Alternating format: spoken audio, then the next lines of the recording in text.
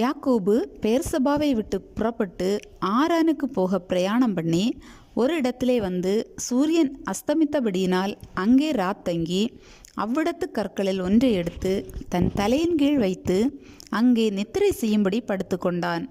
அங்கே அவன் ஒரு சொப்பனம் கண்டான். இதோ, ஒரு ஏணி பூமியிலே வைக்கப்பட்டிருந்தது. அதன் நுனி வானத்தை எட்டியிருந்தது.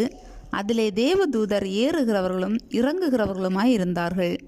அதற்கு மேலாக கர்த்தர் நின்று, நான் உன் தகப்பனாகிய ஆபிரகாமின் தேவனும் ஈசாக்கின் தேவனுமாகிய கர்த்தர். நீ படுத்திருக்கிற பூமியை உனக்கும் உன் சந்ததிக்கும் தருவேன். உன் சந்ததி பூமியின் தூளை போலிருக்கும். நீ மேற்கேயும் கிழக்கேயும் வடக்கேயும் தெற்கேயும் பரம்புவாய். உனக்குள்ளும் உன் சந்ததிக்குள்ளும் பூமியின் வம்சங்களெல்லாம் ஆசீர்வதிக்கப்படும். நான் உன்னோடே இருந்து நீ போகிற இடத்திலெல்லாம் உன்னை காத்து இந்த தேசத்துக்கு உன்னை திரும்பி வர பண்ணுவேன். நான் உனக்கு சொன்னதை செய்யும் அளவும் உன்னை கைவிடுவதில்லை என்றார். யாக்கோபு நித்திரை தெளிந்து விழித்தபோது, மெய்யாகவே கர்த்தர் இந்த ஸ்தலத்தில் இருக்கிறார், இதை நான் அறியாதிருந்தேன் என்றான். அவன் பயந்து, இந்த ஸ்தலம் எவ்வளவு பயங்கரமாய் இருக்கிறது, இது தேவனுடைய வீடே அல்லாமல் வேறல்ல, இது வானத்தின் வாசல் என்றான்.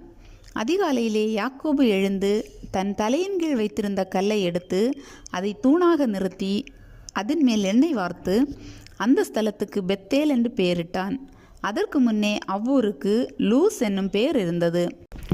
அப்பொழுது யாக்கோபு, தேவன் என்னோட இருந்து நான் போகிற இந்த வழியிலே என்னை காப்பாற்றி உண்ண ஆகாரமும் உடுக்க வஸ்திரமும் எனக்கு தந்து என்னை என் தகப்பன் வீட்டுக்கு சமாதானத்தோடு திரும்பி வர பண்ணுவாரானால் கர்த்தர் எனக்கு தேவனாய் இருப்பார்.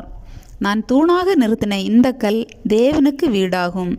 தேவரீர் எனக்கு தரும் எல்லாவற்றிலும் உமக்கு தசம பாகம் செலுத்துவேன் என்று சொல்லி பொருத்தனை பண்ணி கொண்டான்.